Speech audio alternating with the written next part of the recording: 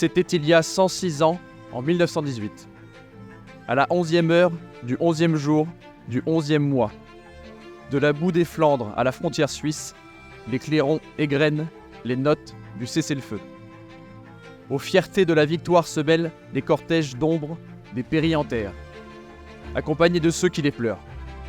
Ce sont ces sacrifices que nous commémorons aujourd'hui, auxquels sont agrégés depuis 2012 celui de tous les morts pour la France.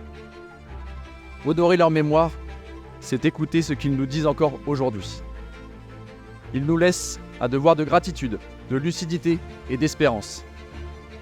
Le devoir de gratitude, c'est tout simplement se souvenir du sacrifice de ces jeunes hommes, habités des promesses de la vie, qui ont consenti à tout donner pour que la France demeure. Les épreuves qu'ils ont traversées sont inimaginables. Pour nous en imprégner, laissons la parole à un témoin, le général de Castelnau. Leur vie, c'était marcher, marcher encore, marcher quand même à demi-mort de fatigue, trempés jusqu'aux os, transis de froid, ou bien épuisés de chaleur et de soif dans l'air embrasé d'une journée torride, gravir la pente du terrain sous le lourd fardeau du sac, charger baïonnette au canon dans le sifflement des balles, le crépitement des mitrailleuses et le mugissement des obus.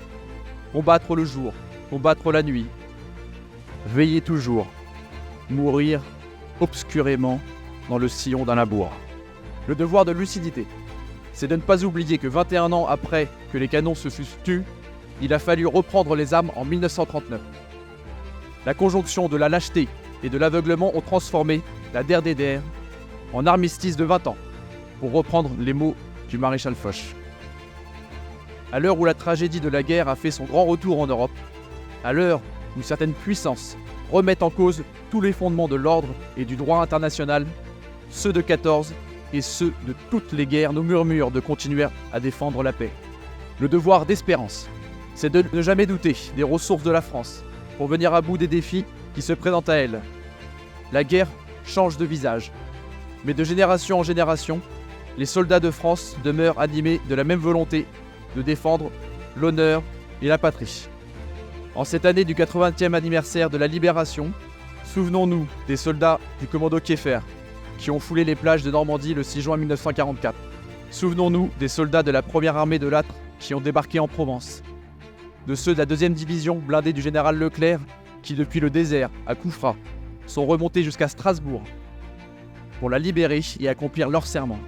Souvenons-nous des héros de la résistance intérieure, mais aussi du calvaire des incorporés de force d'Alsace-Moselle. Souvenons-nous du courage des parachutistes de Bien Dien Phu, de celui des soldats qui se battent en opération extérieure et de notamment ceux du Liban qui y défendent la paix depuis 1978. Comment ne pas voir que ces combattants ressemblent comme des frères aux poilus de 1914 ? Au fil de notre histoire, les soldats morts pour la France, ceux tombés pour le service de la nation ou pour le service de la République nous disent les pérennités françaises. Toujours, nos armées sont là pour accomplir la mission. C'est pourquoi, réunis au pied du monument aux morts, élus, anciens combattants de toutes les générations du feu, enfants des écoles, nous ne sommes pas seulement la garde des morts, nous sommes d'abord la sentinelle des vivants. Vive la République, vive la France.